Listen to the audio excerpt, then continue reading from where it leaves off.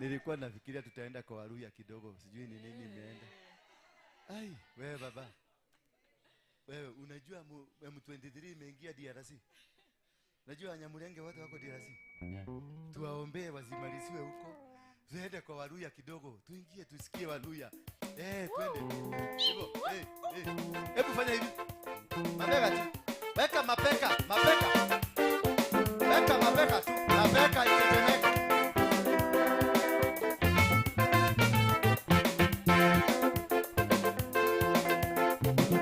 Twende tu mosi.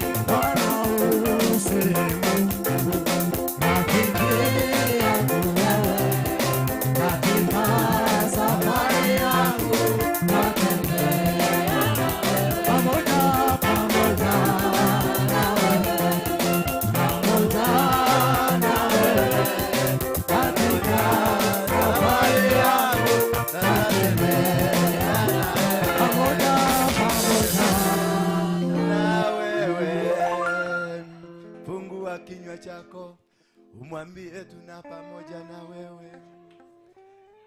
Rima shandelele. Yes. Yes, fungua tu kinywa chako, mwambie Mungu ni asante. Ashas, fungua tu kinywa chako, mwambie Mungu asante.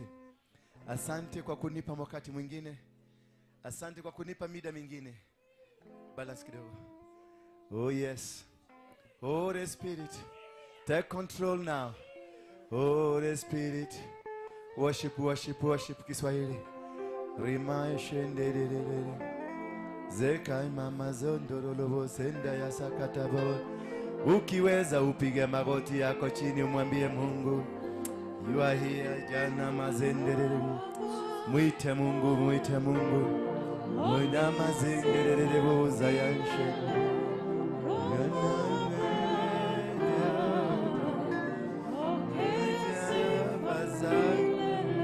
Mwambie pokea sifa Baba.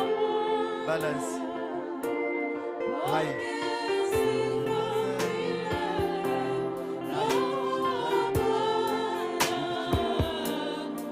Hai, hai.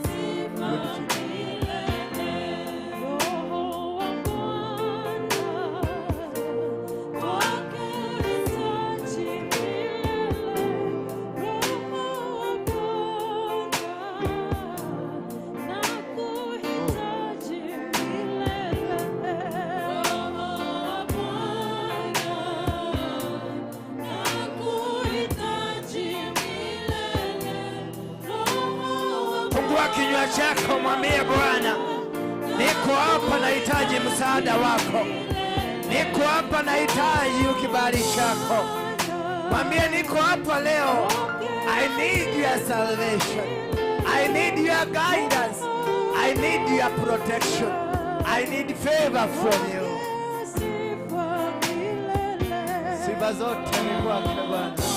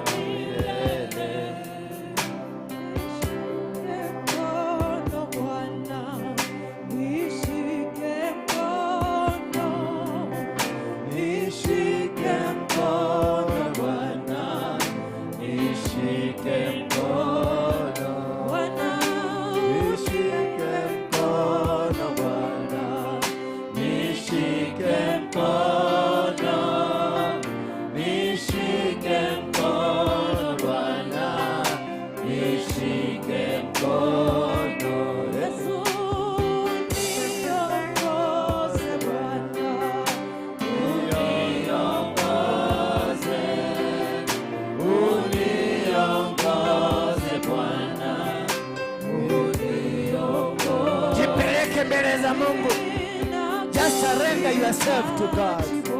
Surrender. Fungua kinywa chako, umwambie nakuhitaji. Mwambie Baba, sina mwingine ila wewe.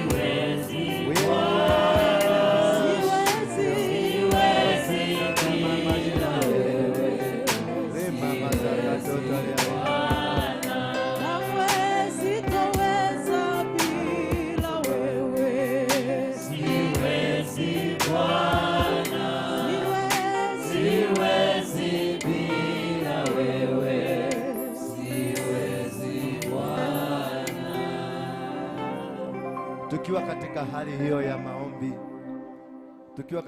hiyo ya maombi, let us remember Uganda. Fungua kinywa chako unene neno la baraka kwa Uganda. Uganda is entering into its most critical period, wakati wake mgumu sana, ambao unaweza kusababisha Uganda ikarudi miaka 40 nyuma. Maamuzi ambayo wanaenda kuyafanya yatasababisha Uganda irudi nyuma ama yatafanikisha Uganda iendelee mbele. Let's remember we hosted Ugandans in Kenya. We hosted the president of Uganda in Kenya when his brother was arrested, and then he waged war against the government of then. We supported him. He won, but now he is suppressing people. He is suppressing even his own doctor who treated him while he was in the bush. They are forgetting that God has judgment. They are forgetting that God is watching. They are forgetting the grace that God has given them. Museveni. You are once a servant of God, but now you are deviating from the will of God. May you surrender to the will of God. Just open up your lip and make Museveni surrender to the will of God. Make Museveni surrender to the will of God, that he will not be pushed to become an anarchist. He will not be pushed to kill Besigye or any politician in Uganda. Just pray for peace in Uganda. Pray for the peace of Uganda. Pray for the peace of Uganda. Uganda is a nation of God. It's a nation that God loves. It's a nation that God takes care of. Uganda are our brothers and sisters. Pray for the peace of DRC.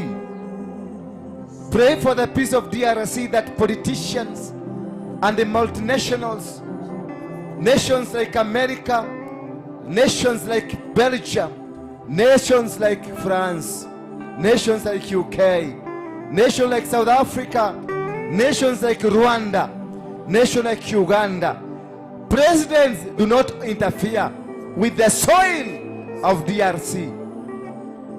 That nobody will be incited to kill his own brother. That the current situation will not escalate to become a turmoil in the region. They are our own brothers. The Banyamulenge people, they are our own brothers. The people in Kivu, the people in Bukavu, people in Kinshasa, they are brothers. They are sons and daughters of the whole side. The minerals they are fighting for, they are provided for by God. May the will of God prevail over them. May these minerals not cause violence. May the American walk out of DRC. May DRC may be left alone to do its own functions. Speak that God removes these international countries. They remove Canadian there. They remove American there, that he may remove the France people there and leave the DRC people. The people in DRC, the originals, the owners of DRC, be left alone.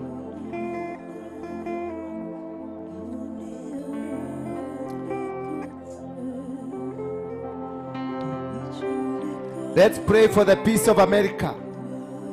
Pray for the peace of America. That Elon Musk, who is a member of One World Order, will be limited not to interfere with the process of God. Will be subdued in the hands of the worshippers of God. That Elon Musk will not deter the plan and the agenda of God. Pray for the President Trump and the Russian president, that they may find peace in the Ukraine-Russia conflict. Let's pray for the peace of the world.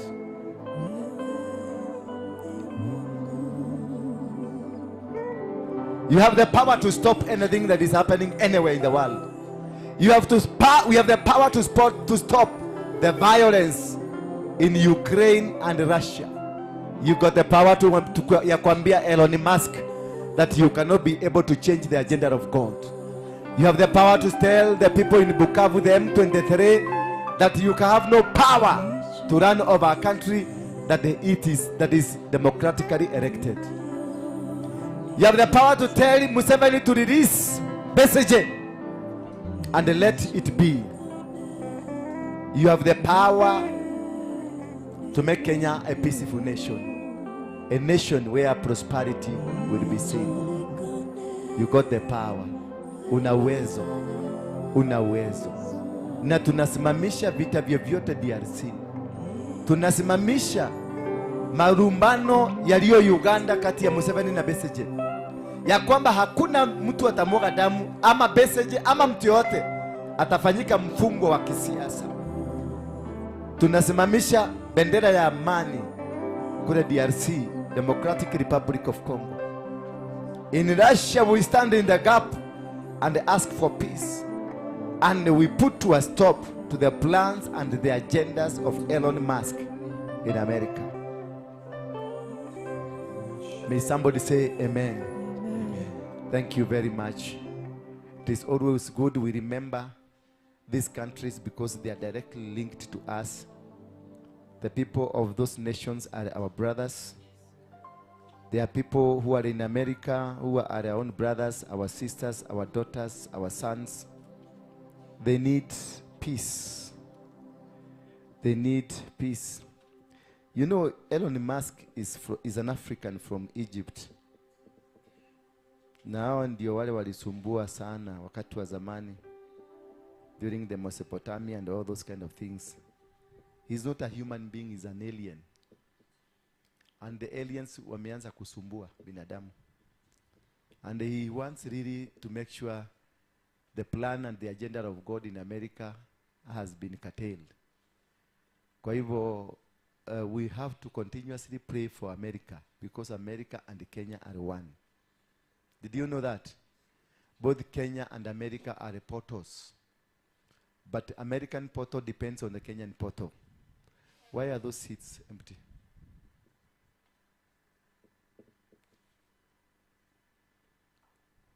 Wakati si yuko mnakuanga na viherehere kupanga watu, kuambia watu venye watafanya, nikiwa sasa mnakaa chini. Kwa sababu kuna wale wanafanya. Those days have gone. Hiyo maneno lazima ishi. So Kenya and America is a portal. And the American, they depend on a Kenyan portal. That's why you see people like Elon Musk walijipendekeza mpaka wakaingia kwenye serikali ya Trump so that they can alter the system that God is putting in place. Bwana Yesu asifiwe sana. And therefore we as Kenyans, we have to stand in the gap. Remember the other time wakati Trump had been pushed completely out of place, tulisimama hapa kanisani na tukaomba na tukasema Trump ndiye atashinda. Did he win? Because Kenya is a portal that supports America. The founders of America were religious people, were godly people. But the people who came later, the Illuminatis, they came and they changed the whole scenario of America, and America became a devil worshipping country. It's a Halloween country. And even they changed their currency, wakaweka that thing of the Freemason, the eye and the pyramid, so that they can rule the world. And this is why when they found that Harris Kamara is losing, they suggested one of their people to get inside into the Trump camp, because Trump camp is a camp where God is going to use them to bring the revival to the whole world. They are not going to bring it, but they are going to support what Kenya will be doing. Bwana Yesu asifiwe sana.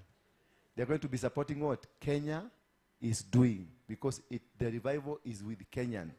But the people to support it to become strong will be the Americans, Trump himself and others. And also the Russian people will be supporting this country to stand and to become the vessel that God intended to have us. Bwana Yesu asifiwe sana. Also, our country neighborhood hapa, Uganda. Uganda cannot survive without Kenya. All the leaders of Uganda that have ever been to Uganda, they all emanated from where? From Kenya. They must have survived and lived in Kenya. Museveni lived in Nyeri. His wife used to work as a teacher where? In Ngando. Is it in Ngando High School? Yes. When they went to Uganda, they came from. At some point, he was living in Kawangware. Did you know that? At some point, Museveni lived in Kawangware. And from Kawangware, that is when they went to Nyeri. And from Nyeri, they went to the bush and fought for the freedom of the nation of Uganda. Because then Uganda was being led by a dictator. But now, the Museveni who fought a dictator, he has become a dictator. He's jailing his own doctor. Not even jailing, detaining. That's so crude. And that one, what is happening in Uganda, will be transported to Kenya at some point. What if we don't stop the Uganda scenario, it will spill over to Kenya. How you're seeing BCG being treated, some people here will be treated like so. Unanielewa lakini? So let's pray for Uganda. Not for BCG, but Museveni and his son to soften. Because what would happen to him, it is the same thing that happened to Farao. Atatoka huko na aibu kubwa, kubwa. Bwana Yesu asifiwe sana. Atatoka na aibu kubwa asipojaribu, because God has granted him. Mungu alimpatia grace.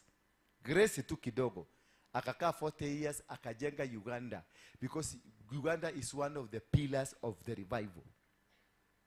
So he was created and put there specifically to prepare a kingdom that God wants, so that Kenya, as Kenya gets into the same kingdom, that kingship itaingiana vizuri.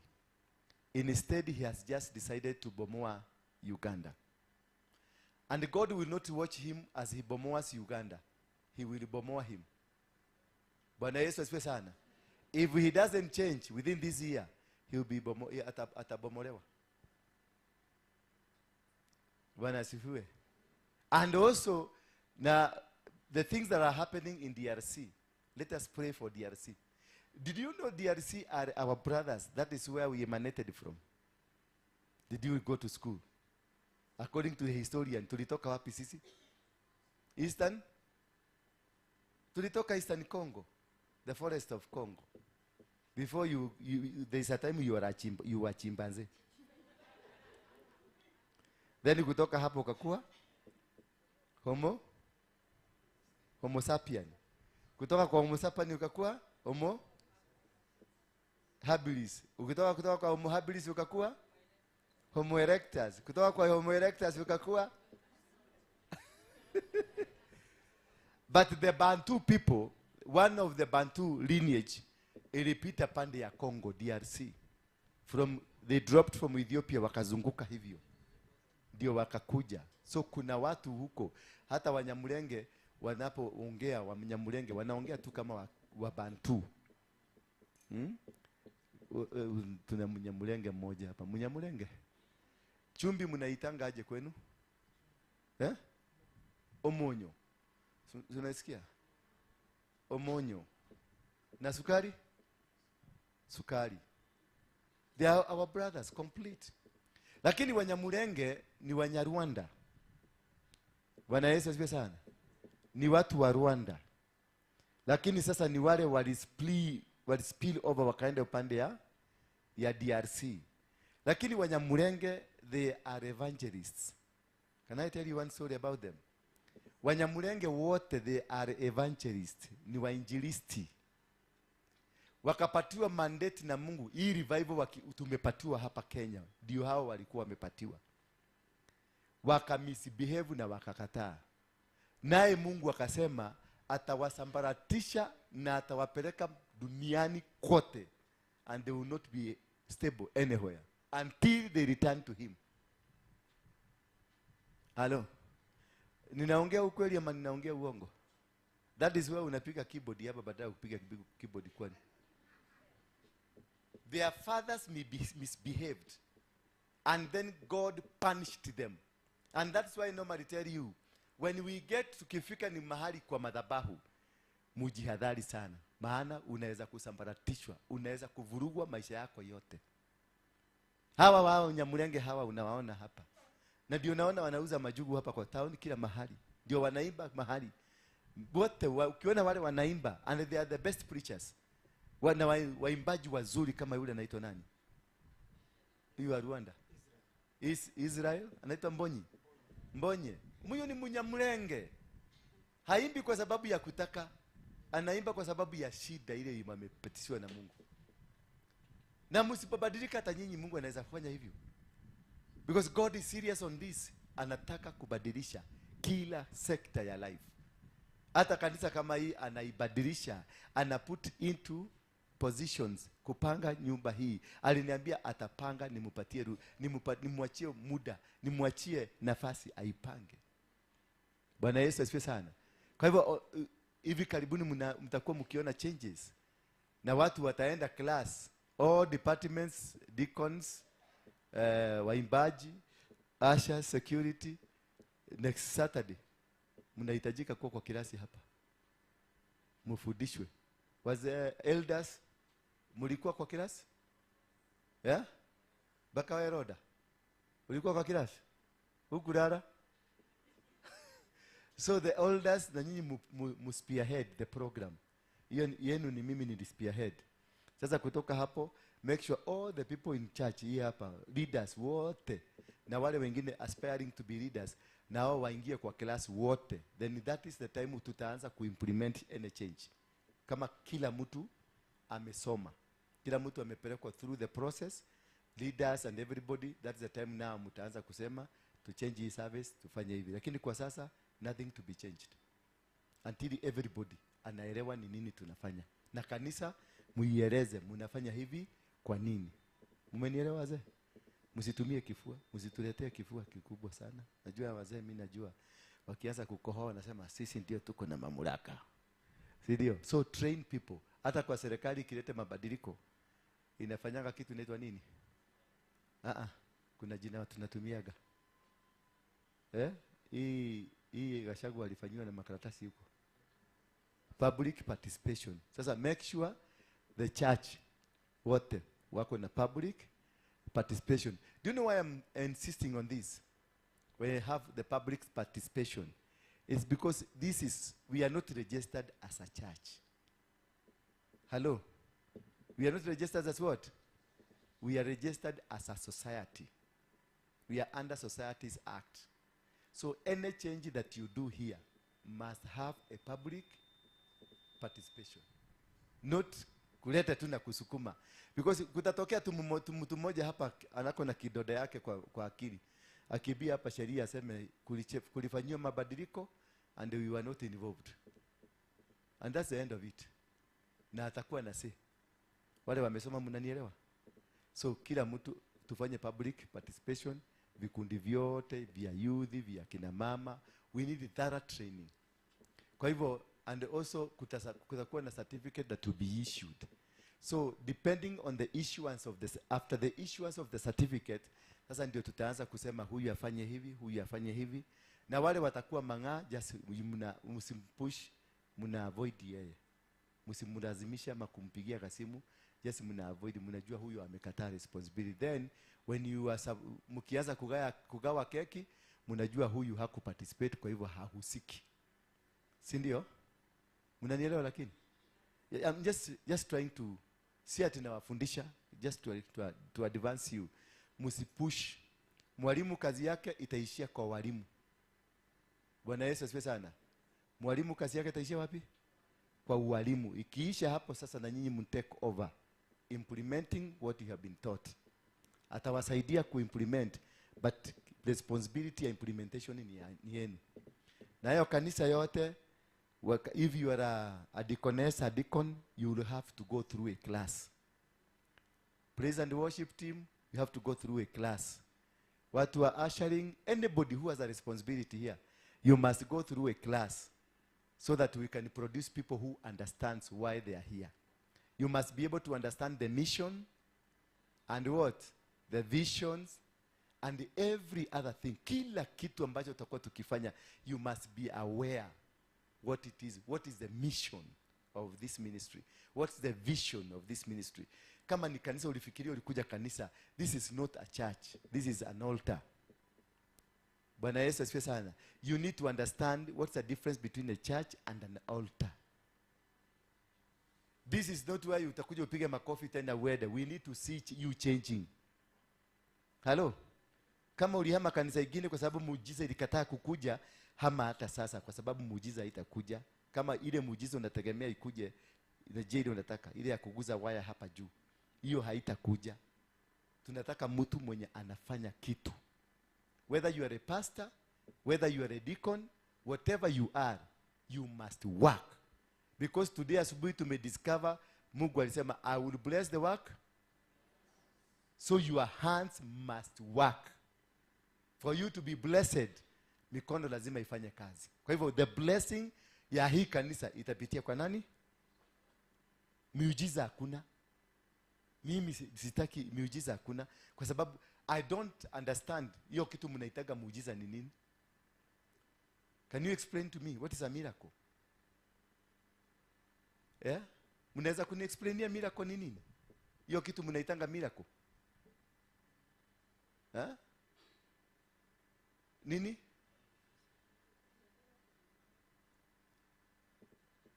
Huo ndio muujiza. Kitu umetendewa. Si kitu umetendewa Mungu alisema nitakusaidia, nitakubariki. Is it funny? Ukipata kitu, is it funny? What your father has given you, does it account to be a miracle? If your father heals you, does it account to be a miracle? No, that's not a miracle. Because Jesus alipigwa ndio nini? Tunasemanga Jesus was beaten so that we can be healed. So we know there is healing out of the stripes. Is that a miracle?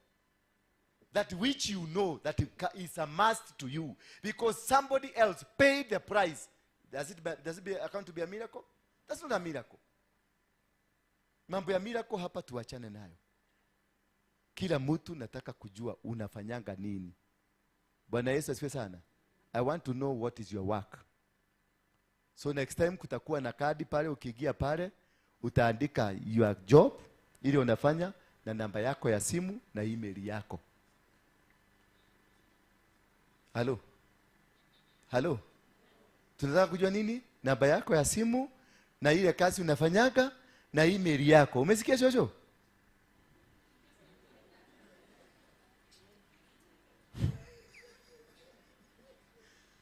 Yeah. Lakini si kukuja hapa tulikuja kutegea muujiza hapa. Muujiza enda kule kuna ineko huko chini. Yenda mtakatafuta muujiza kwingine. I want a working class, a team that is working. We have been given a responsibility to transform this nation. And we cannot transform this nation by miracles.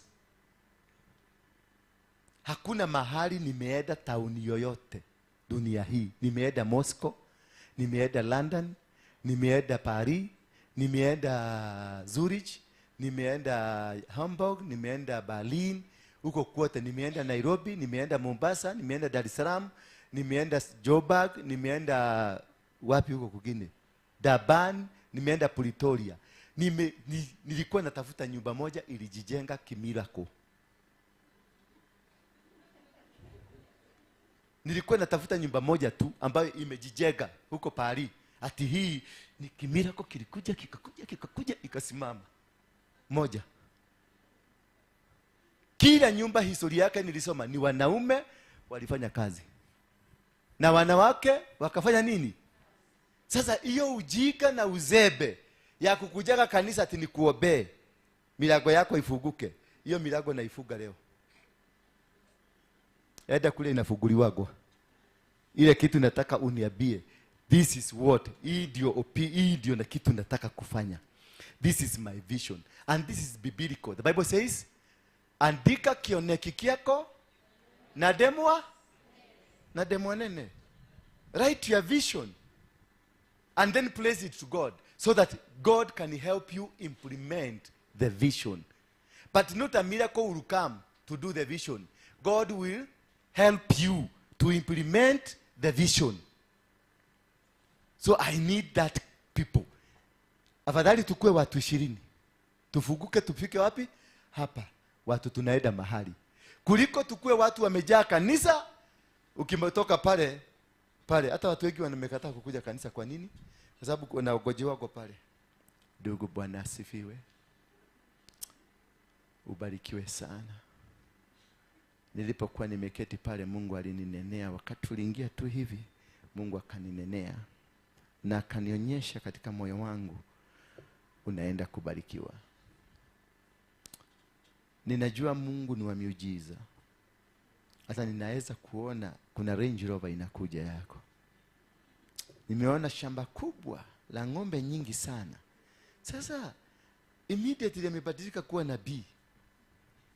Mbona asikue unabii huo ni yeye? Range Rover ioneke kwake, shamba ionekane kwake.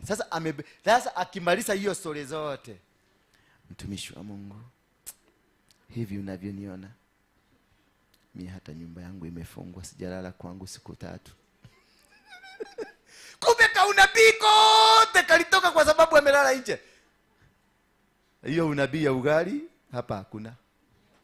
Hapa nisiwahi kusikia mtu anatabiria mtu. Kwenda jitabirie kwako. Manabii wa hapa wale wa kutabiria watu pale kwa corridor. Lete unabii hapa. Si umeenda tumeenda asubuhi, wangapi walikuwa hapa asubuhi? Tulienda kuvuka Musa Kireba. Tulifanywa aje hapa? Tulitandikwa. Tuliambiwa stop. Nikajaribu kusema mimi ni mkubwa hapa, nikaambiwa kinyajo nawe. Bwana Yesu asifiwe sana. Because we have let the church to be controlled by the Holy Spirit. Bwana Yesu asifiwe sana. Kama hatuwezi kukubalisha kanisa iwe na muongozo, hakuna mahali tunaenda. There is no need of coming here. Ukaa tu nyumbani kwenda tafuta chapati yako kula. Don't waste your time. We need a congregation, mahali tutashikana, tutaabiana.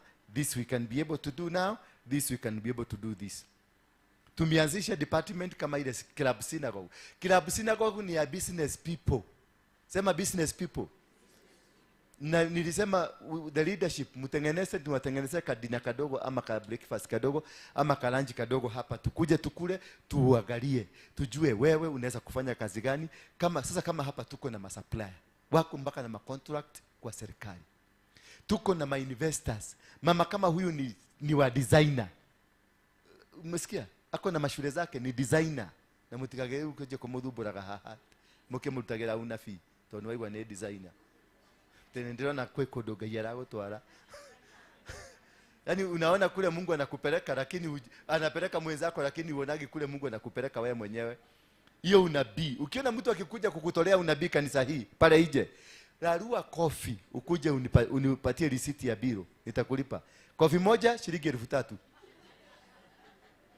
Hiyo jiga staki. Learn to work and learn to meet God as you are walking. Bwana Yesu asifiwe sana. Don't go to your bed and sleep and then you expect, oh God, almighty God, mighty warrior. Ni mighty warrior kwa wale wanafanya kazi. Ni mighty warrior for those people that are moving. God will meet you at the point of need. Bwana Yesu asifiwe sana. He is a way maker. He created the way because you started the journey. Ulianza safari. That is why the way was created. Because there was need of the way. He created the well in the middle of the desert because there was a demand. Watu walipofika kwenye desert, they found they need water. God created water. God cannot create water while you are in your bedroom. Kanisa ya wazembe siitaki. Kanisa ya watu ambao hawafikirii siitaki. Nenda rudi kwa kanisa yako. Kule mmezoeshwa, rudi huko. Kule kuna miracles, rudi huko. I know miracle is in your hands. I will bless the work of your hands. That is where the blessing ya kazi, ya pesa, iko in your hands. The mouth is not meant for working miracle. No. The mouth is for prophesying alimwambia Ezekiel, prophesy to these dry bones. That is the Lord of your nini? Ya mdomo. Ni kuprophesy. Kazi ni mikono.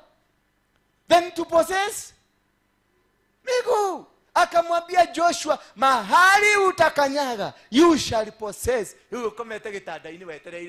Possess. I possess in the mighty name. I possess. I possess. Kwa kitada.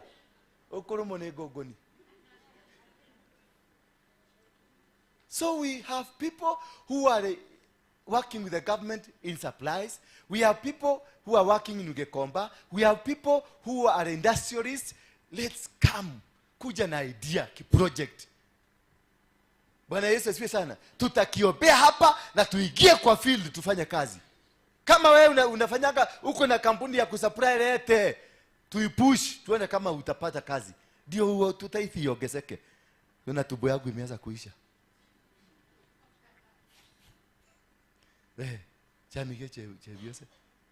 Am I speaking sense? Yes. We can't have people that are going to heaven. You have abandoned the roles of this world because you tunaenda biguni. Unaenda biguni kukaa na nani wewe na wewe ni mtu ni utaenda kupeleka chuki tu kule biguni. Maana you are an idler. God will never allow you to go there. If alitupatia talanta, mmoja alipatiwa ngapi? Si ni moja. Mwingine akapatiwa? Mwingine akapatiwa? Kisha kaulizwa, wote waliulizwa, wewe yako ilifanya nini? Mwingine yako ilifanya nini? Mwingine yako ilifanya nini? That is the same question tunaulizwa. Nilikupatia hii, what did you do with it? Nilikupatia akili. Just imagine, look at yourself. Hebu jiangalie. Siku kuambia uniangalie, nimesema hebu jiangalie. Yule anajiangalia. Huwezi kujiona. Every one of you, inside your 2 ears, there is something we call a brain. And it's given to everybody, including animals. And this is supposed to help you live in this world. Ndio ukienda kule biguni, kule hatutatumia akili. Tutaishi kwa neema ya Mungu. Tutaishi tu. Yaani kule gutire kulea, gutire kunywa, gutire weka atia. Yaani tutakuwa tu hivyo kama mang'ombe.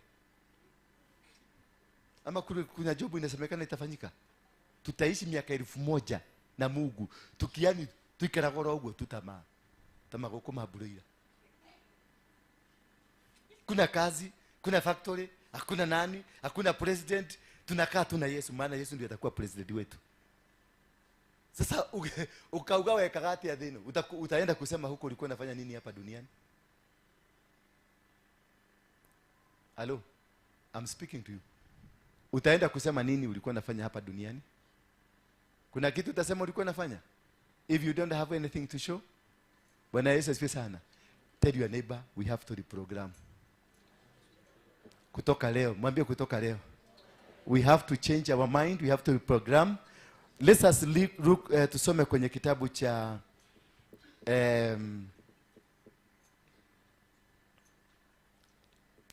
our major topic today is God's purpose in me, and we are going to look at reprogramming your mind.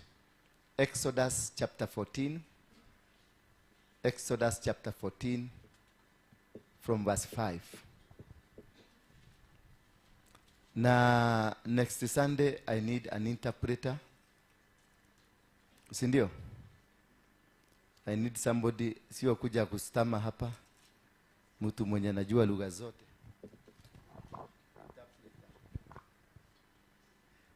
Exodus chapter number 14 from verse 5, the Bible says, when the king of Egypt was told that the people had fled, the mind of Pharaoh and his servants was changed towards the people, and they said, what is this we have done, that we have let Israel go from serving us? So he made ready his chariots and took his army with him, and took 600 chosen chariots, all the other chariots of Egypt, with officers over all of them. And the Lord hardened the heart of Pharaoh, the king of Egypt. He pursued the people of Israel, while the people of Israel were going out defiantly. The Egyptian pursued them, all Pharaoh's horses and chariots, and his horsemen, and his army, and overtook them, and encamped at the sea by Phil Harihoroth in front of Baal-Zephon. When Pharaoh drew near, the people of Israel lifted up their eyes, and behold, the Egyptians were marching after them, and they feared greatly. And the people of Israel cried out to the Lord. They said to Moses, "Is it because there was no graves in Egypt that you have taken us away to die in the wilderness? What have you done to us in bringing us out of Egypt? Is it not this what we said to you in Egypt? Leave us alone, that we may serve the Egyptians. For it would have been better for us to serve the Egyptians than to die in the wilderness." And Moses said to the people, "Fear not, and stand firm, and see the salvation of the Lord, which he will work for you today. For the Egyptians whom you see today, you shall never see them again. The Lord will fight for you, and you have only to be silent." Ambia mtu wenzako, change your mind from today. Badilisha mawazo yako. Maana wana wa Israeli hawakuwa wanaamini ni kama wanaweza kutoka kwa mikono ya watu wa Egypt. Because wana wa Egypt ndio waliwalisha, waliwapatia shamba, waliwapatia kila kitu walichokuwa wanakihitaji. They never believed. Miaka yao yote walikuwa wakikuwa kwenye Egypt. They grew in Egypt. All the years ambayo waliishi, ambao walikuwa hai, walikaa miaka 300, miaka 400 ambayo yote waliishi kule Egypt. Vizazi karibu 4 viliishi huko, na hakuna kitu kingine walijua. Walijua ya kwamba watu wa Egypt ndio watu ambao wako na machakula, wako na marenge, wako na kila kitu. Vitu vyote unavyovitaka vilikuwa Egypt.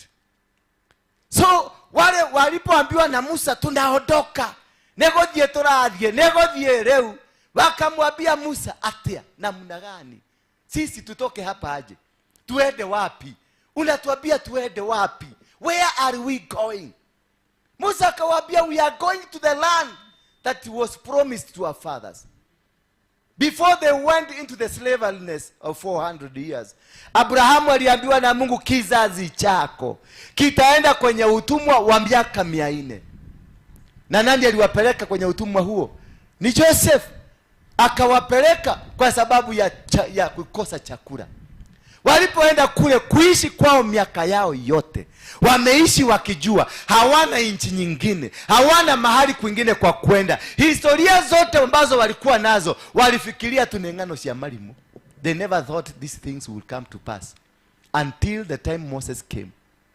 And remember, when they tried to come out, the Bible says God hardened the heart of Pharaoh.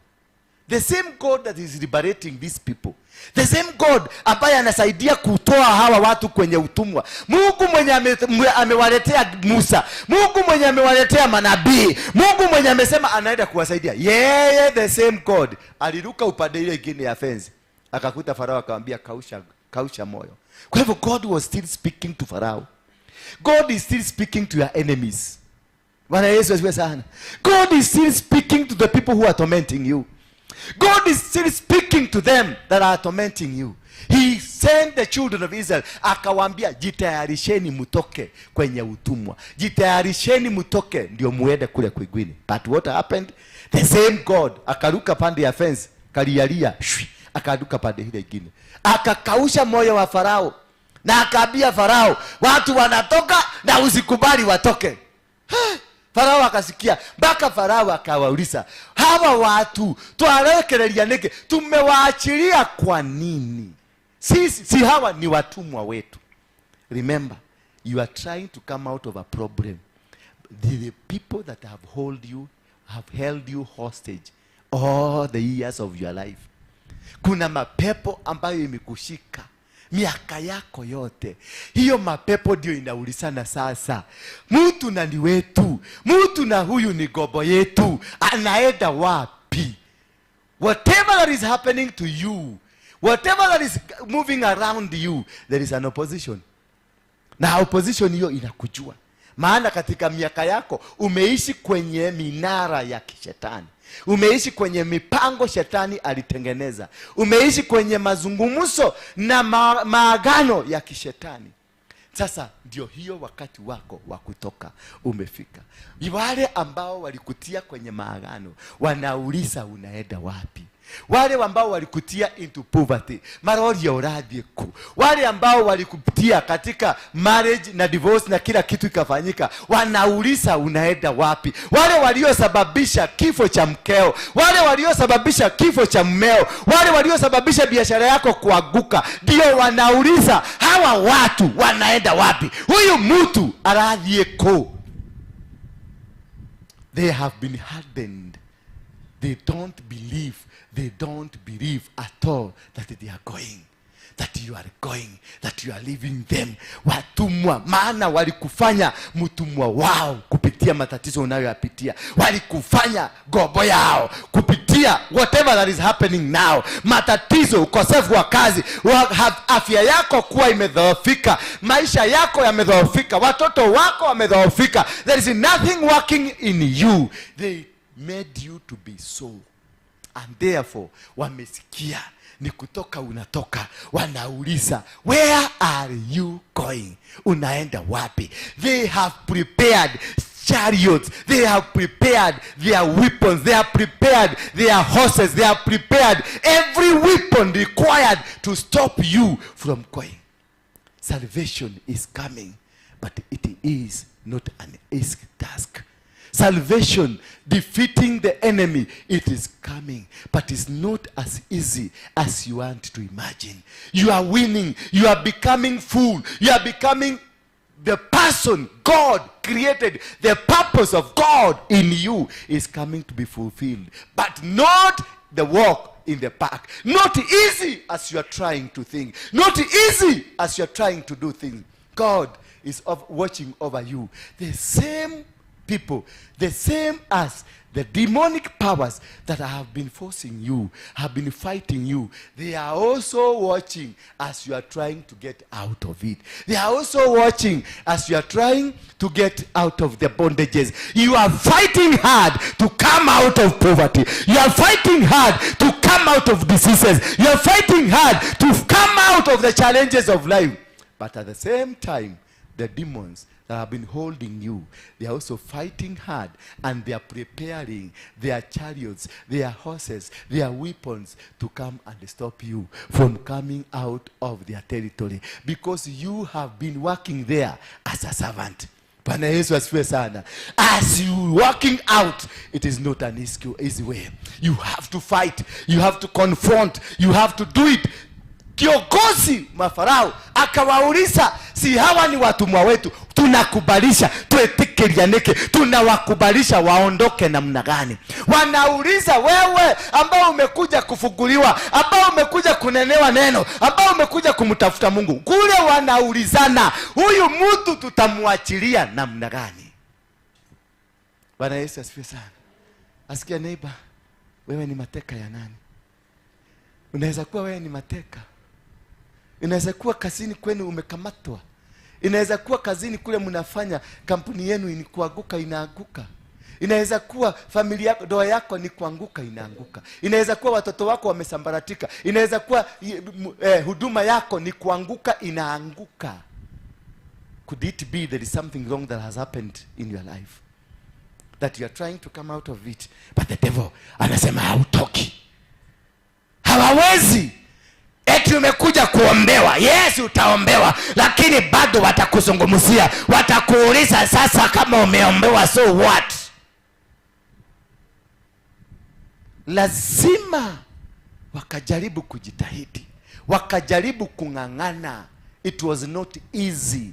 Wakati wana wa Israeli the Egyptians, when they heard, wakasikia wana wa Israeli wanatoka, waliuliza hawa watu wametoka namna gani? Morili hatia walitokaje? Kwa hivyo hata kutoroka kwako kutakuwa ni kutoroka Mungu atakuwa amekupangia. Yes, utatoroka, lakini wakijua watakufuata. As you are fighting, you get out of poverty levels. You will get out of your poverty. Yes. And I prophesy to you, you are going to get out of your poverty level. If only you lift up your leg na uanze kuondoka, ndio Mungu atakutana na wewe. Wana wa Israeli ndio walitoka kwenye utumwa kwa kunyanyua miguu yao na kunyanyua mikono yao na kubeba mizigo, kuondoka. You cannot be blessed as you are seated down. You cannot be liberated as you are still seated down. You must take a walk. You must take a move.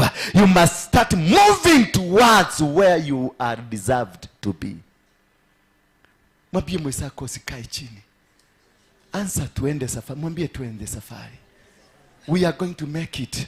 Mwambie we are going to make it. Tutashinda. Mwambie tutashinda. Tutashinda. Badilisha. Mwambie badilisha tu akili yako.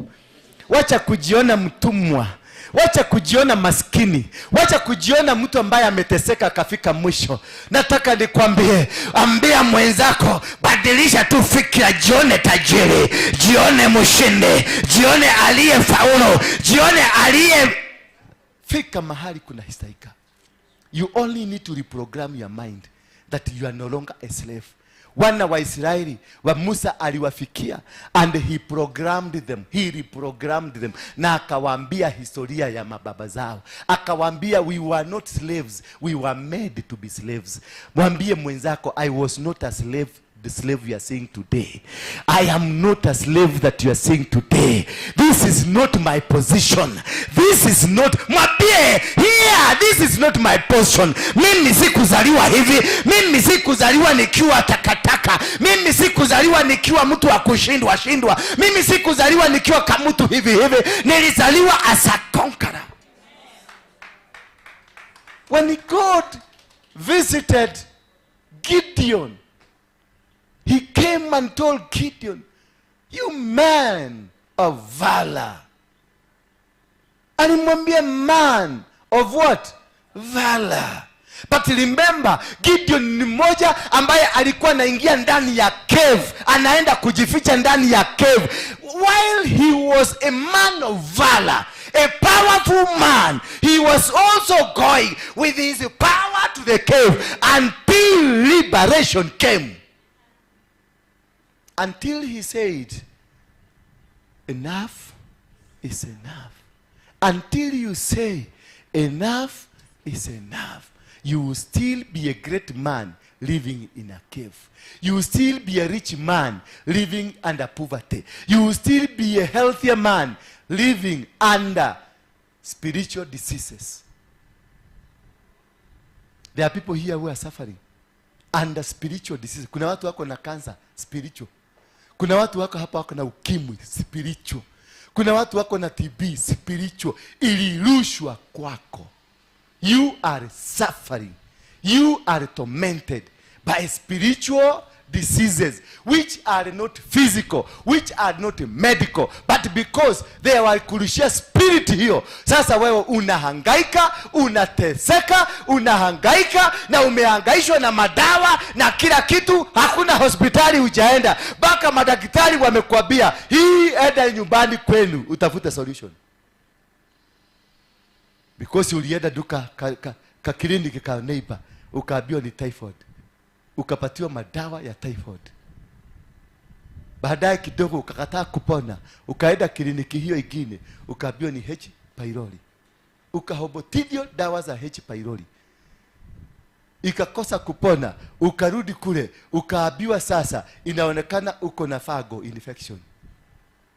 ukahobotithio madawa ya fungal infection, ukakataa kupona, ukaenda ukahobotithio, ukaambiwa kuna mgonjwa ingine imekuja siku hizi inaitwa Chromosome diamoriandas, naye unapatiwa madawa, unakula madawa, mara mwisho unaambiwa utapelekwa ufanyiwe kitu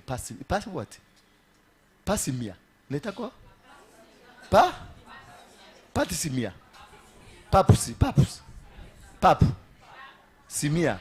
simia. Yes, unaenda unarushwa kwa kimutugi chubuliu, unatokelezea kule, wanasema wanaona kauvimbe kwenye tumbo yako kule ndani, wanaona kauvimbe, na ni sukuma wiki imekwama.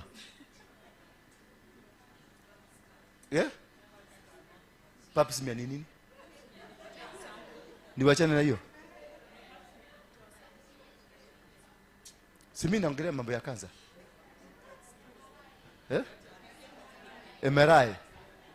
MRI inaangalia kansa? Wapi? Kansa gani? Kansa gani? Ya MRI? Ya brain? Na scan? CT scan?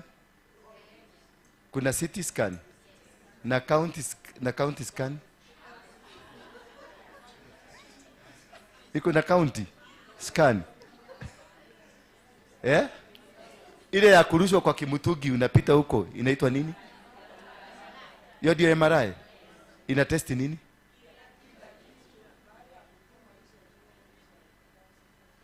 Unapitishwa huko ndani. Na hii papusimia ni ya malaria? Ni ya kansa ya wamama. Ya cervical. Ndio kwa maana naambiwa nisiende hiyo area. Si mungeniambia hivyo kitabu. Ungeniambia tu ni ya gyno, ningemalizia hiyo story hapo.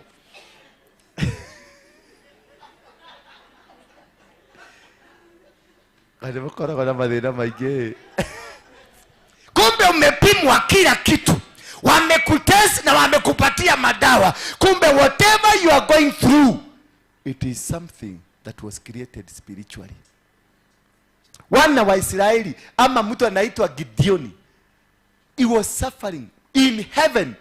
T-shirt yake mbele nyuma imeandikwa man of valor. T-shirt yake mbele imeandikwa man of valor. Uso wake umeandikwa man of valor. Mikono yake imeandikwa man of valor. Lakini wakati ilifika kuingia ndani ya cave, hata yeye aliingia ndani ya cave. Wakati walianza kunyaganywa machakula, wote, hata yeye, as big as he was, as powerful as he was, as recognized as he was in heaven, he still got into the caves kujificha. It doesn't matter whether you are a pastor.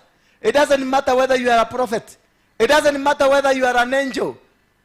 When it comes challenges and you fail to understand your God, you still face the same difficulties, the same challenges.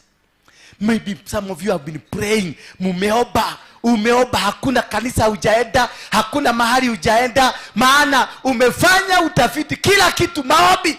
Yaani yule apostle mwenye yako sasa na moto, ule madhade. Unajua wote. Unakuja kwa Waruige, unakusikia huko zimetoka lakini hazikubadilisha maisha yako. Unatoka hapo unaenda kwa Manyuro, unasikia nasema ulalo, munaanguka nyinyi yote. Unasema Mungu alishuka. Ukifika nyumbani unakuta ile shetani imekugojea, inakumuliza sasa nguo zako zimekuwa chafu. Sasa siupeleke Dofi ukuja tena kesho nikupeleke kwa Ezekiel. Bwana Yesu asifiwe sana. Because we don't understand how to reprogram our mind towards the move of God.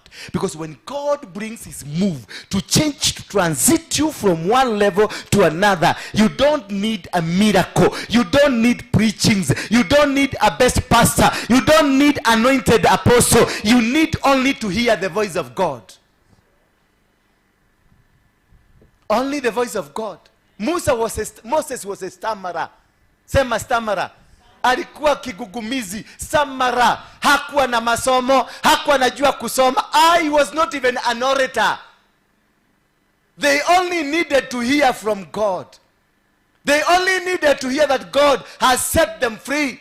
And that is what that made people to move. That is what made people to move to the next level. Only reprogramming their mind that we are no longer slaves. Reprogramming your thinking at kutoka leo mimi si masikini, mimi si mtu wa kupimwa pimwa, mimi si mtu wa kunyanyarwa, mimi si mtu wa kukaliwa, mimi ni mtu ambaye I am a man of valor. And then God told Gideon, this battle you shall win as a man. Remember, Gideon was preparing 32,000 men to go and fight the Midianites. Only what he was required of him is to program his mind that this is not the problem. The problem we are seeing is not the problem. The problem we are not seeing is the problem. Bwana Yesu asifiwe sana. Shida yako ni kutokotaka kuona hicho kingine kimejificha. Unataka kuona kile unataka kuona. Because uliambiwa shosho yako anakuaga mchawi, so programu yako imewekwa kwa shosho. Tushida ukianguka chini, oh Jesus, shosho you cannot defeat me. Ukibeba mtungi vibaya utaganyoke hapa, oh Jesus, shosho you're a liar. Ukifanya kitu kidogo maana uliambiwa shosho wenu ni mchawi, unafikiria amekuwa mchawi for everything. Some of many things, it is our brain that are thick. Bongo zetu ndizo zimekataa kufunction. Every time we are seeing a witch, every time we are seeing somebody that have been bewitched, where is your mouth? What is the work of your mouth? Prophesy against that witch. Prophesy against that man that is tormenting you. Prophesy against that muganga. You are not any way mean or demeaned to be under the authorities of the witches. The righteous people, they shall walk, triumph over snakes and scorpion, and they will not hurt them.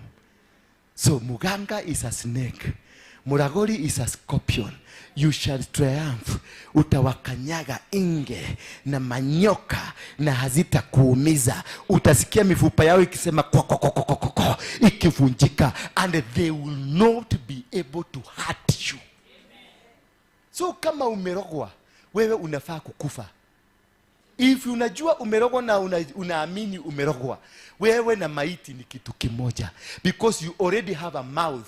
And this mouth Jeremiah aliguswa na Mungu. He had said, mimi ni kamtoto, siwezi kusema. Naye Mungu akamwambia kuja mjiga hii. Fungua hiyo mdomo. Akatoa hiyo maneno ya kushindwa. Akamweka maneno ya kushinda. Already I am a winner. Already I am a victor. Already I am not that which you think I am. I am not that thing. Mimi sijarogwa na siwezi rogeka. Hebu jaribu, si mmejaribu hapa. Si mliniroga nikiwa mogeke hata sikuwa najua Mungu. Si mliniroga mkanizika. Kuna msemo mmoja anakuaga hapa Thika. Anaitwa Bishop nani? Kanyere. Bishop Kanyere na timu yake ya kanisa ingine ile CSG RGCC wote ni si RGC. Inaitwa kama hii ya nganga. CF inaitangwa CFL. Eh? Inaitangwa CFFL. Yes, CFU. Wenye inaitwa. Huyo mzee amekatwa vidole hapa. Zote. Hii tonguru. Na alikatwa kwa sababu ya shaba alikuwa anapigania. Na hiyo shaba ilikuwa na watu wa Mugeke. Sasa watu wa Mugeke wakakuja kumwambia mzee ndikio yake huko. Na haikuwa yake, ni kanisa ya mtu mwingine. Akakuja. Mzee akakatwa vidole na paga. Akakatwa Sasa mzee alipopona aliuliza hawa watu ni wagani, akaambiwa ni wale watu wa Mugeke. Sasa akasema ni mimi niliwatuma. Mimi huko kuita kwa Goigwa. Mimi sijui Goigwa ni wapi. Sikuwa najua Goigwa ni wapi. Mzee alienda kanunua saduku Jenesa. Bwana Yesu asifiwe sana. Alienda kanunua Bishop Musima akanunua Jenesa. Akaweka picha yangu huko ndani. Akaenda pale Kiadutu, pale kuna makaburi. Wakafanya maoboresi na wakafanya mazishi, wakanisika huko ndani. Na unabii katoka. Baada ya siku 7 mtaona matokeo. Atakufa. Maana walinizika alikufa. Halo. Alinisika nikufe. Baada ya siku 7 wakaongojea matokeo. In 7 days time, huyo mzee alikuwa nakunywa ile hoteli inaitwa December Hotel. Alikuwa nakunywa chai hapo. Na mimi sijui ni nini kilinitogogia kutoka Nairobi. Mimi nilijitogogia tu, nikajitogogia na jeshi yangu ya watu kama 10 hivi, tukafika Thika tukabiana. Mnajua zamani ndio tulikuwa tunaendaga kunywa kwa Munyweso hapo December. Tukabiana na jeshi. Situingia hapa December tukunywa kachai na sikia ilibadilika. Tujikumbushe. Kuingia hapo December, kuingia Kamusia ndio kale. Wale watu wote walikuwa kwenye mazishi yangu. Wote walikuwa kwa tebu. Mimi sikuwa najua eti kuna mazishi yangu ilifanyika. Sikuwa najua. Mimi tuliingia tu kwa hoteli. Kuingia ndani, mzee alipitia kitchen. Mlango ya kitchen. Na ni vizuri ukienda mahali una identify escape routes. Maana huyo mzee, he had no problem to escape. Maana alipitia kitchen, mlango ya nyuma, doo ya takataka ndani ile kazi ilifanyika ni kumchomoa kwa doo ya nini. Because siku 7. Aliambiwa ukojea siku 7 utaona. Siku 7 ilipofika nilikuwa hapo, akaniona, akasema hii ni ghost, akatoroka. Sasa kapasa kengine kebaba hapo, kakashindwa kutoroka maana already nilikuwa nishafika. They thought I had gone for them.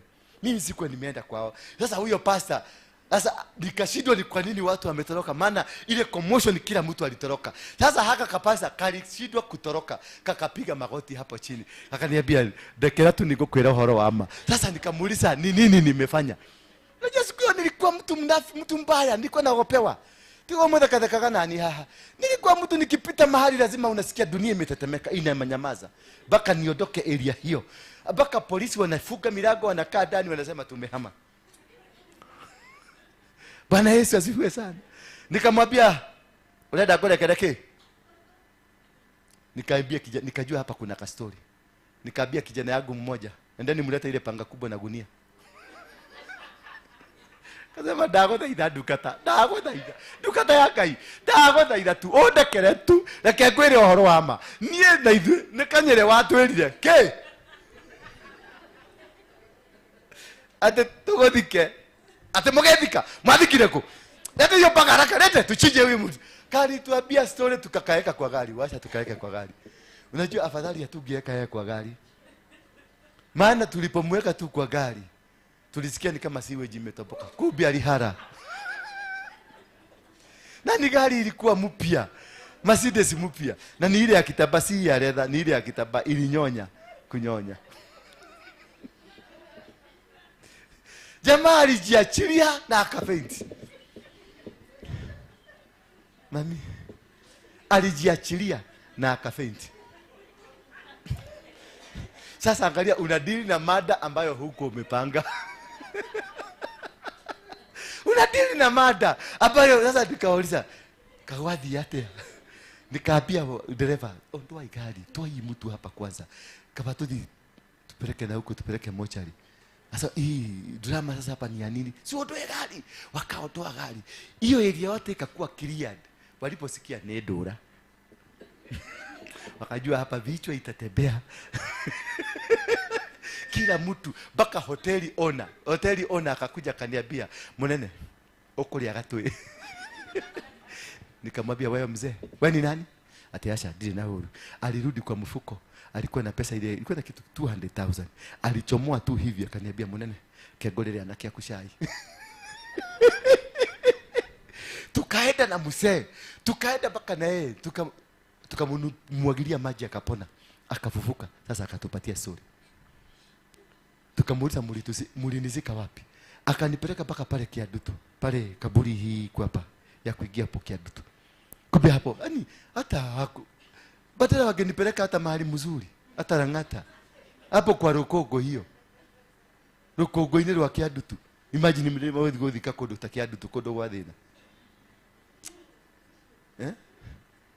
Sio ni baya. Yesi ni madharau. Atafadhali wangeleta saduku Kariakoo wachome kwa Waidi. Tukaenda huko nikamwambia chimba. Tukachimba.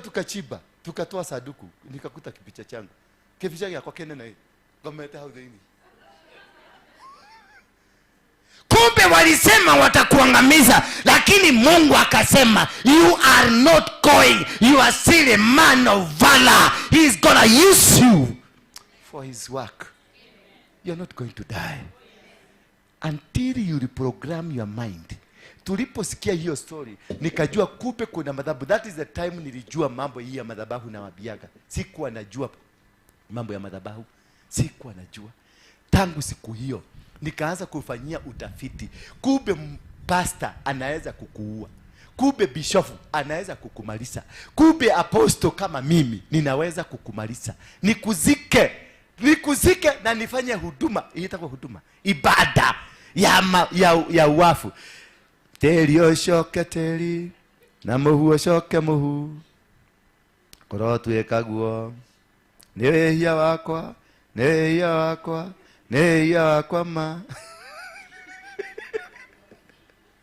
Ati otoria gwatarie kĩambĩrĩria na ũrĩa gũtarie rĩu na ũrĩa ũgakorwo magana-inĩ ma mĩaka. Amen. Oh no, I eat. Bwana asifiwe sana.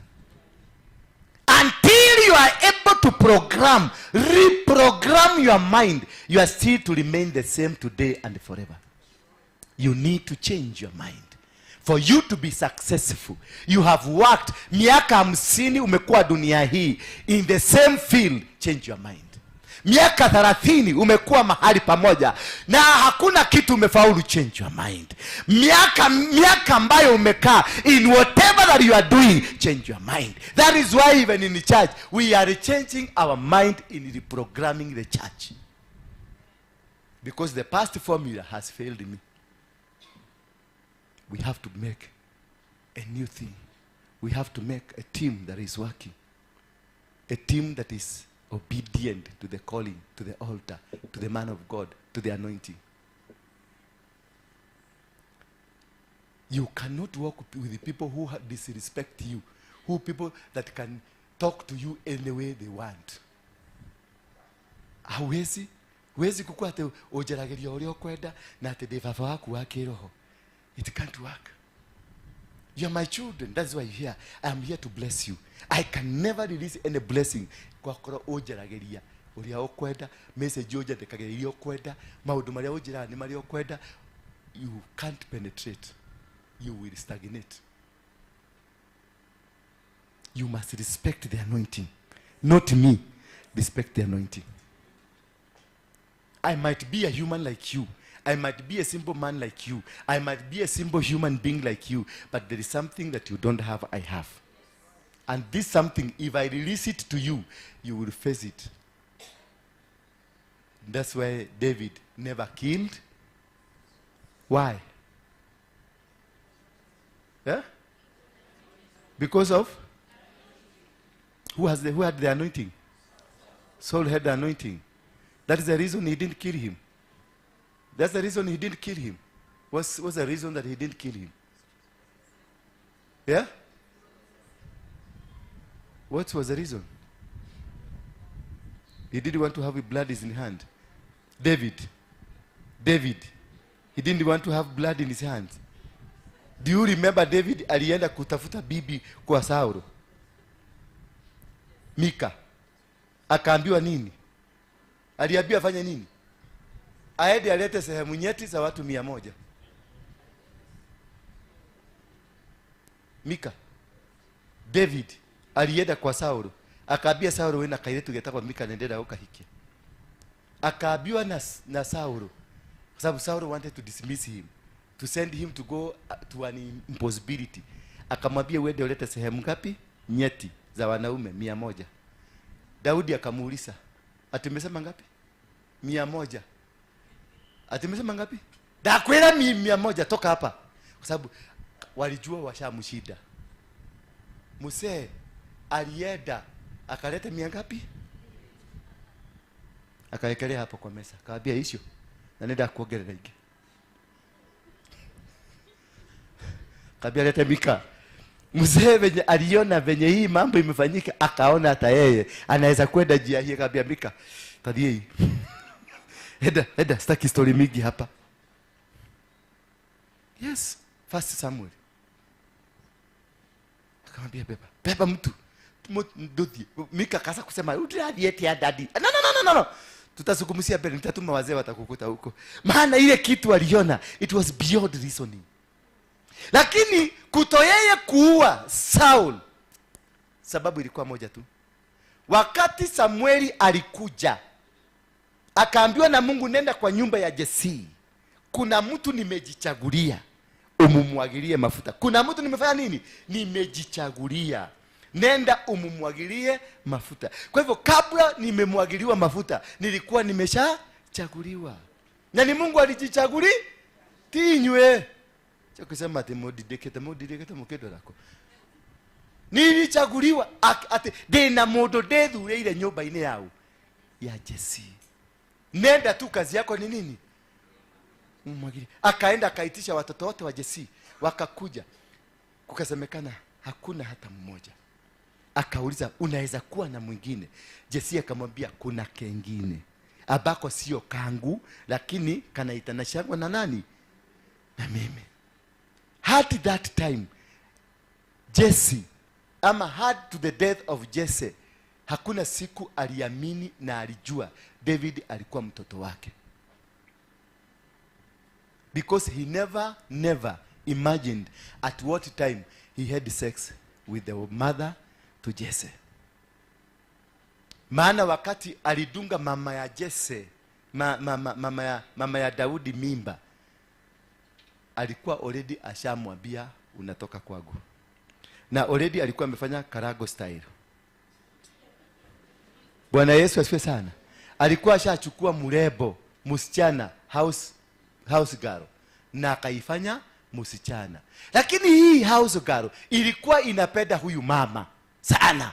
Na ikaambia mama, wewe house girl, mama fanya hivi kwa sababu kesho najua hii nyumba hautalala.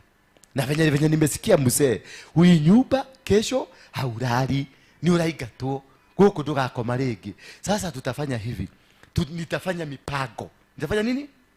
Si ufanye venye nafanya. Nitafanya mipango ile ya Ruto kutoka Turbo kwenda Mandela, kwenda Isiolo, kwenda wapi?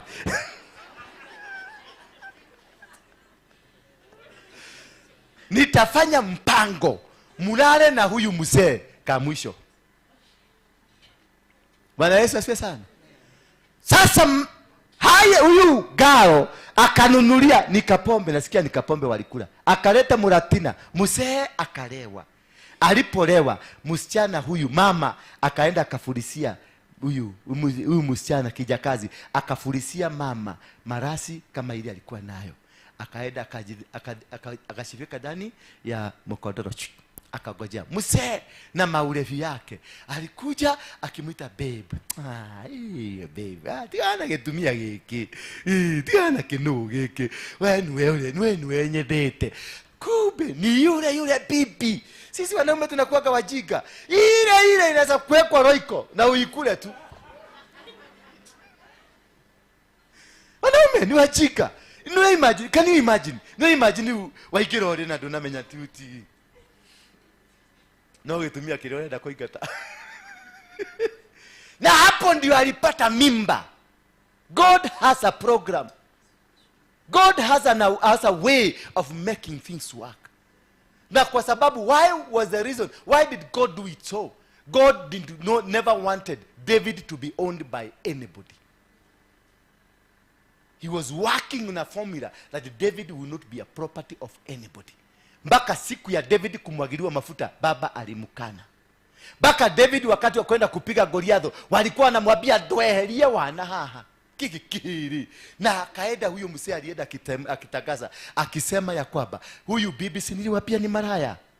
Hebu endeni mumuulize ametoa wapi huyo mtoto. Mimi sijalala naye. Huu ni mwaka wa pili itali damu hutia. Tamurie yaterere alarutire denoko. Kumbe ni agaze kakiwa kamurevi. God will cause things to happen in your life that the enemy will not be able to understand. Bwana Yesu asifiwe sana. God will cause them that have been haunting you, that have been fighting you, that have been trying to bring you down. Utapita hapo. Wao utawatumia nguvu yao. Mama huyo alizalia David mtoto. Mtoto akakuja akafanyika. Sasa ile shame ilikuwa imeshika Jesse. Ni huyu mtoto nimemzone all this time. Now he's a king. Hello. Huyu mtoto nilimkataa. Huyu mtoto nilimchukia. Huyu mtoto nilimrusha kwa busi na makodoo. Amekuja amefanyika king.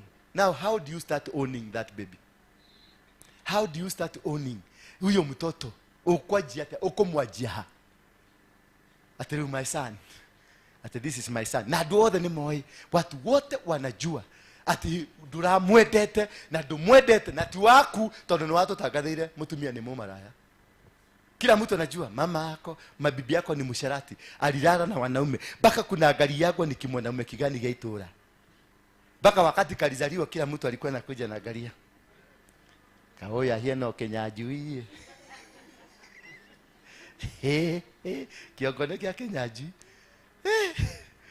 Na Kenyajui ni kimundu kimuravikire gaitura. Kiongone kia Kenyajui. Yoka kwereithithia guciarithia guku. Just kahano ahegeshoi. Because God did not want anybody to own this vessel. Vessels of God are not owned. Vessels of God, they are only owned by God. It is only God that will own you. It is only God that will use you. It is only God that will work with you.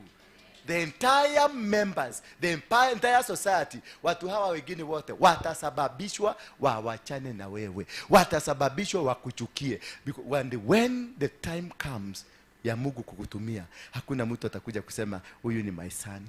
Hakuna mtu atakuja kusema this is my daughter. Hakuna mtu atakusema sisi ndio tulisimama na yeye. God will create a boundary, a bumper.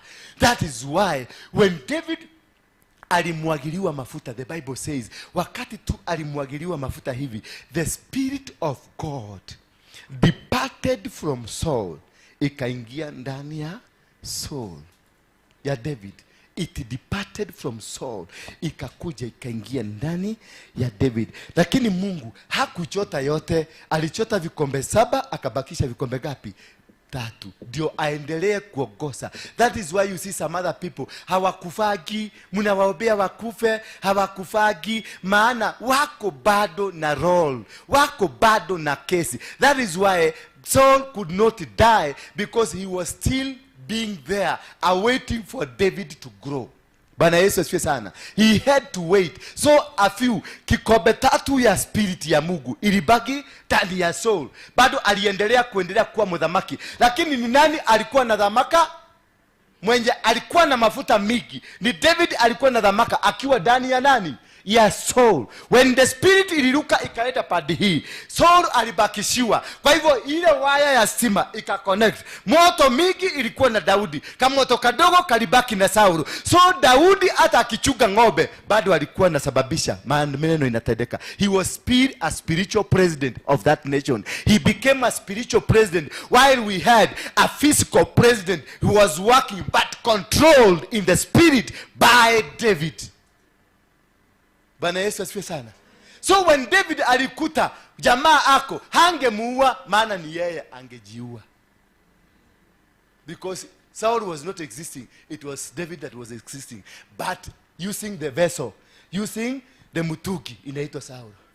Wakati alikuja, wakati ndio waanze watokanwe. Wafanya nini? Watokanwe. Kispiriti kibaya kiliingia Saul. Na kukasemekana, hii spiriti inaweza tu kuondolewa na nini? Na mtu mwenye ajua kucheza kinado. Kukasemekana kuna kakijana kamoja. The anointing that was in Saul started locating. Where is my other oil? Bwana Yesu asifiwe sana. I prophesy today that whatever that belongs to you will start locating you. Will start locating you. In the mighty name of Jesus Christ, whatever that is took away from you will locate you to the level wherever you are going to be located. Hiyo spirit ambayo ilikuwa ndani ya Daudi na ile ilikuwa ndani ya Saulo zilianza kutavutana, baka ikasemekana ndio yeye apone, lazima ile spirit ilichotwa mingi ikuje hapa. Bwana Yesu asifiwe sana.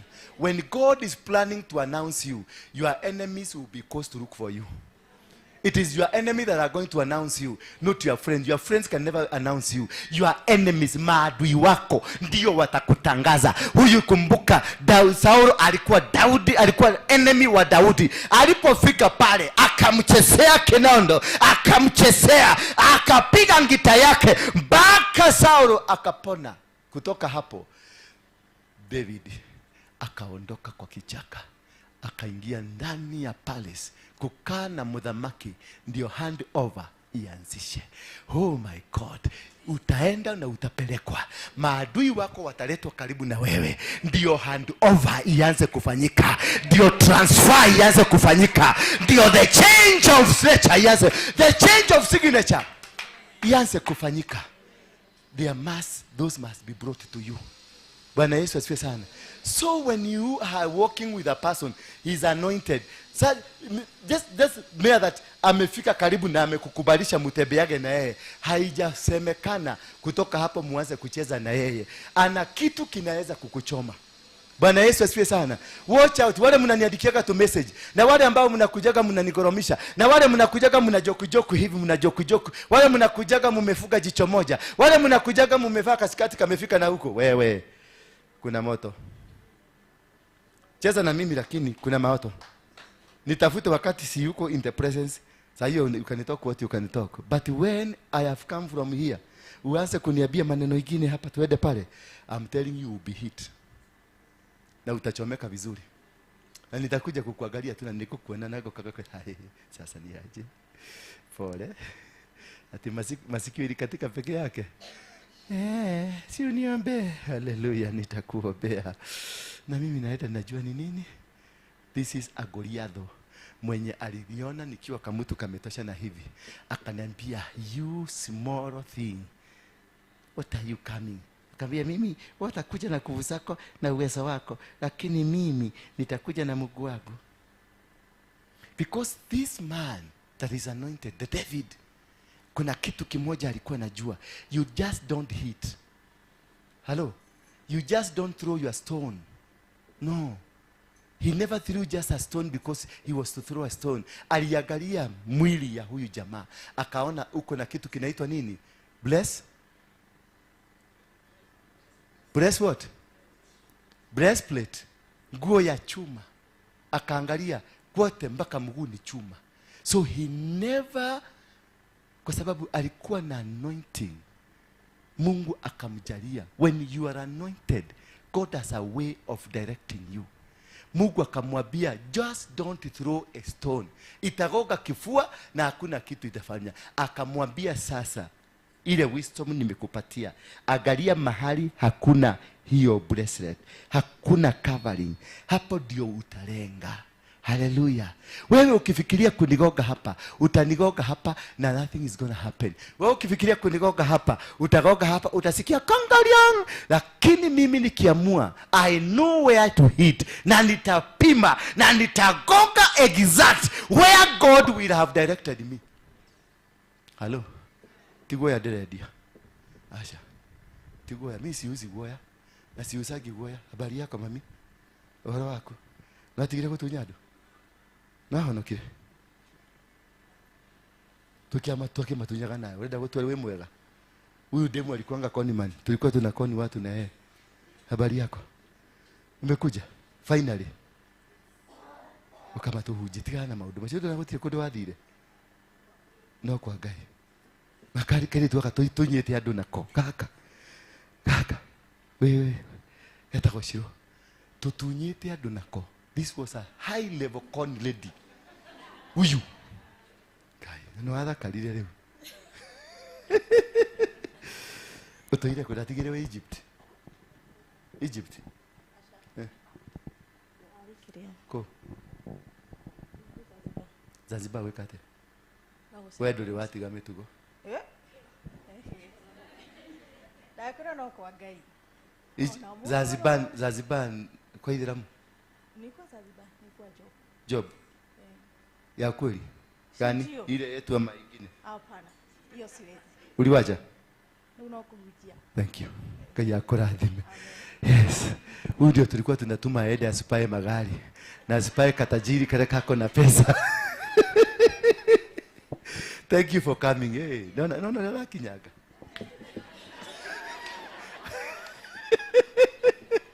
Rosemary, we mwega. Ndatigire nawe wajambirie. Ugeciria ni nguthira, ngiaga guthira. Uyu ma, no amuririkana mutumia uyu. Kuria kwa Amazing Grace. Mutumia mwega ma. Tageithia andu a Ngai. She's very good. Hallelujah. Hallelujah. Glory be to God. Hallelujah. Nimefurahi kuwa hapa. Siku ya mwisho kuwa na apostle. Ilikuwa wakati alikuwa amekuja Banana kung'oa madhabahu ya Mungiki. Wale tulikuwa nao huko Jericho. Tukaenda na huko Amazing Grace. Amazing Grace. Lakini si sana. Ulikuja Amazing Grace 2 days. I think it's like a day. Maybe a day. Yes. Haikuwa Sunday. I know it was on a weekday. Yes. Na nashukuru Mungu kuona lakini nakufuatanga. Yes. Yes. Unaona tumeenda? Oyo ne Ngai. Thank you muno niguka. Ni wacoka kana nigukite gucera? Uria wajerire. Ndakurire te. Wajerire atiriri. Tondu niguririka ntwathiete nginya Ngong'u. Remember. Na ugituhe mafundithio. Na ugitwira ogwa turuta to take over. So hindi ria twathire Banana. Riu ni ona dioyo ndungi.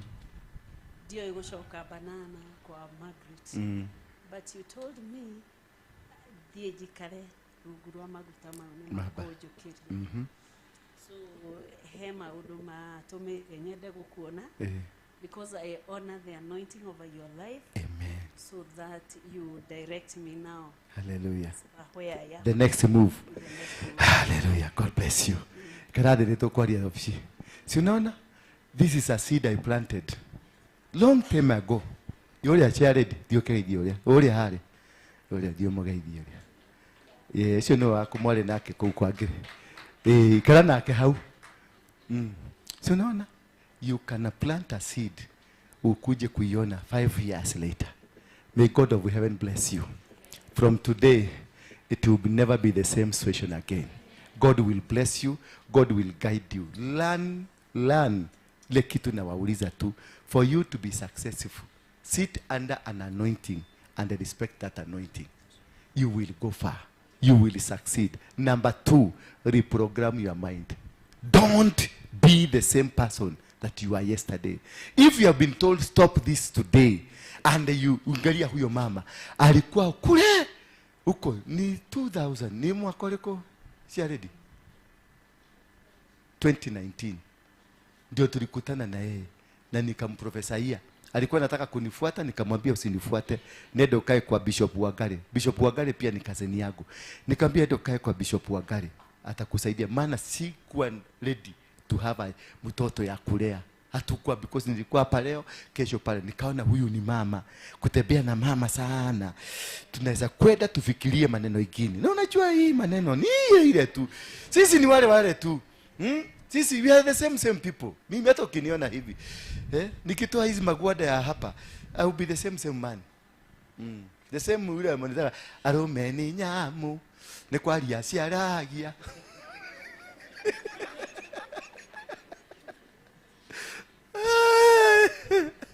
Bwana Yesu asifiwe sana. Tusimame kwa miguu yetu.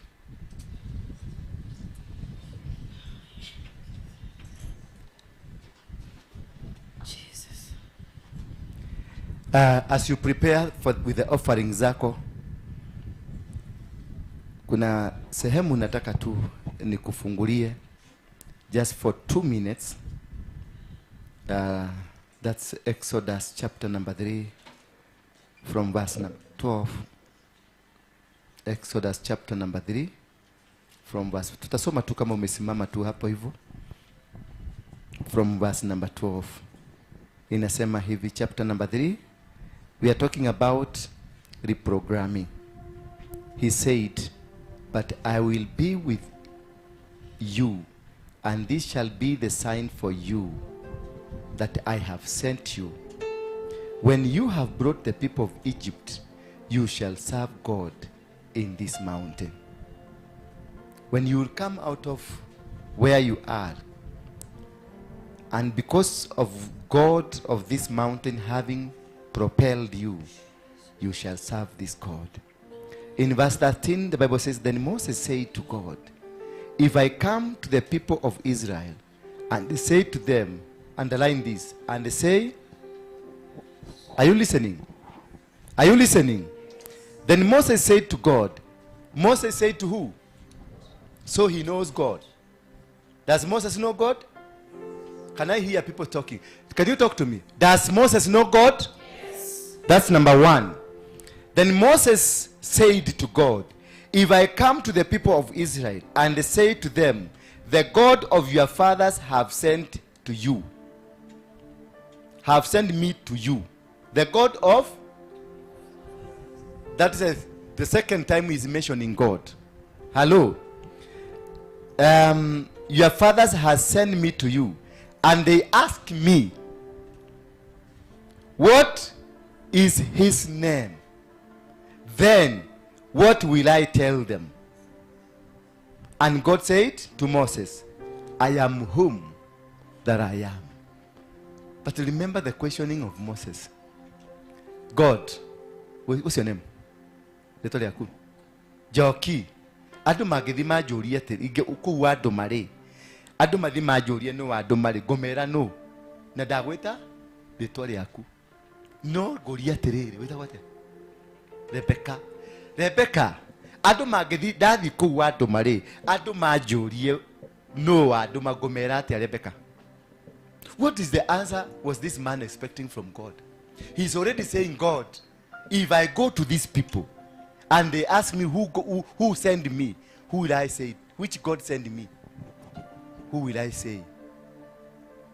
Your name is. And God answered him, tell them, I am that I am. Why? Because even God himself has told us, do not worship other gods other than. So he anakubali kusema kuna miungu mingine. Bwana Yesu asifiwe sana. Kuna miungu mingine. Lakini for you to know the God you are worshiping, you must be able first to know him by name. You must be able to identify your God by name. For you to be able to be associated with the fruits of this world, you must know who is your God and his name. And that's why akamwambia, I am whom that I am. Why did he say I am whom that I am? Because God is omnipresent and he is omnipotent. God changes his shapes.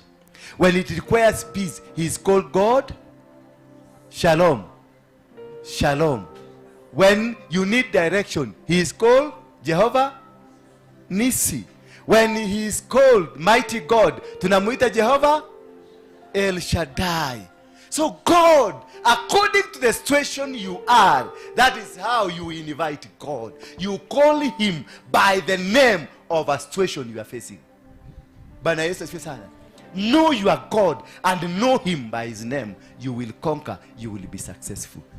Leteni sadaka wale wamekataa kuimba.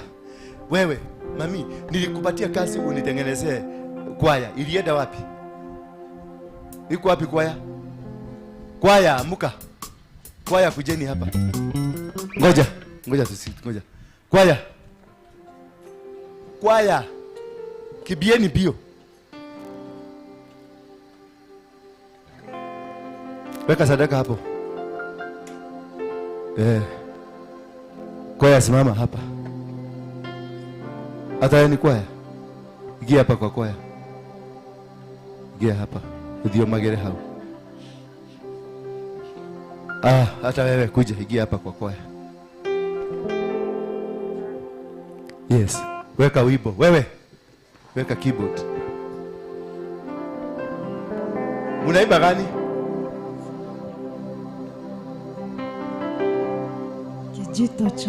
Kijito cha utakazo. Wewe leteni sadaka zenu hapa. Tunapoendelea kusikia kijito cha utakazo.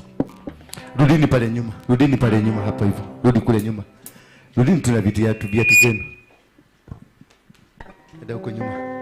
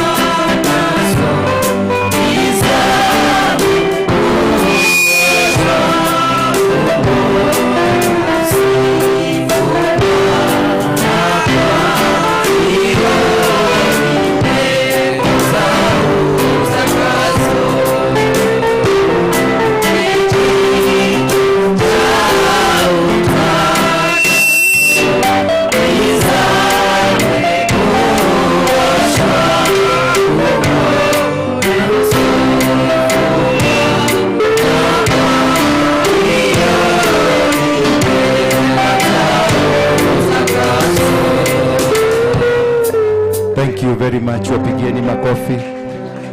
On Sunday, every Sunday from now, you shall be participating. I was launching the the choir. Bwana Yesu asifiwe sana. Niko launch, tulikuwa tuna launch the choir of the church, and whoever that wants to join them, you join them. Na Sunday mkuje mkiwa kwenye uniform. Mnanielewa? Msikuje kienyeji hapa. Mkuje mkiwa kwenye uniform, mpagane na mtu yote mwenye anataka kujoin choir. You can do so. Bwana Yesu asifiwe sana. And because of kwa wiki sometimes kama kesho naenda mlimani, na sometimes nakuta kanisa haina mtu, maana David alitoroka. Si niliwaambia David atatoroka? Alitoroka. Hatujui kule alienda. Na sasa nilikuwa nimwambia kuwe kama resident pastor. Ndio mgeni akikuja wanazungumza na yeye kidogo kidogo. Bwana Yesu asifiwe sana. Halo, si ni vizuri tutafute mtu mwenye atasimamia? Ndio tupatie wazee watutafutie mtu mzuri. Si ndio? Nataka tu kupendekeza yule msichana anaitwa Dorcas. Dorcas mama. Kama mtaniruhusu wazee, ashikilie before you get the right person. Na kama yeye akimkiona ni right person, you move on.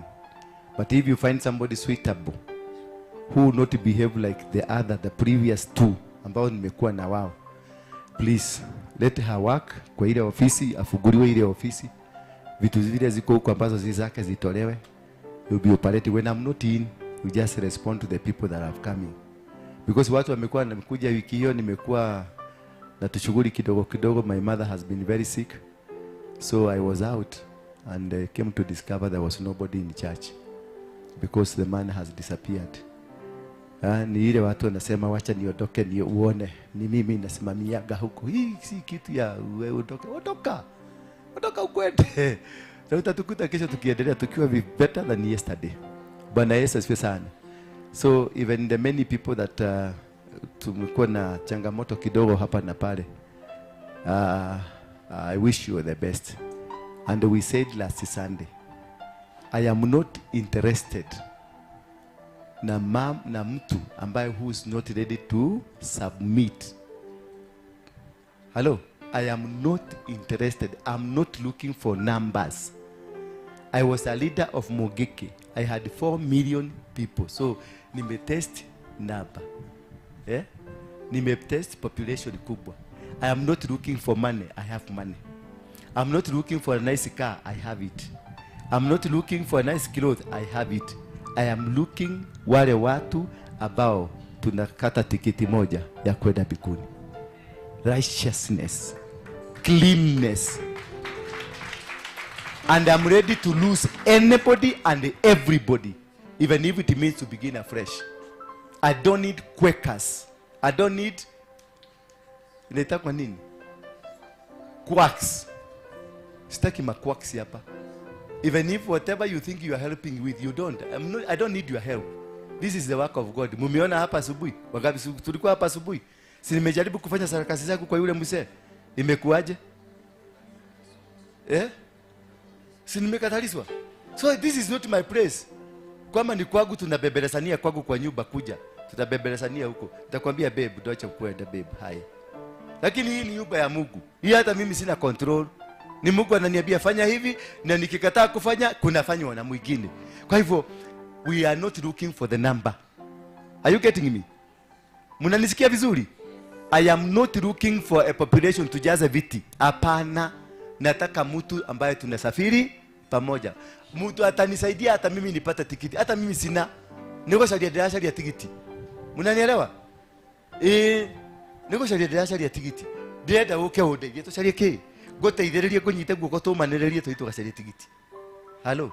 Lakini si mtu akukuja ati unakaa hapo unafikiria wewe ndio unatosheka, wewe ndio mkubwa, wewe ndio nini. Sitaki hiyo upusi. Hata Ng'ang'a niliona akiambia watu wake wale matajiri wanakaaga hapo mbele wote. Aliwaambia toeni hizo matumbo zenu hapa. Nitawatupia kitu muende na niitisha wengine. That is my spiritual father. Huyo ndiye alinizaa. The best father I've ever had. Na wazimu zake. Huyo ndio baba. Hiyo ndio Bethel Clouds Father, we need TV, in this nation. empowering lives. Mtu mwenye hapeperesi. Najua mapasta wamekujwa na washirika. Akienda kufanya hivyo na pia Bethel Clouds unakumbuka TV, sisi ndio tunalipa. empowering Kwenda lives. usilipe rent yako. Kwenda kabisa.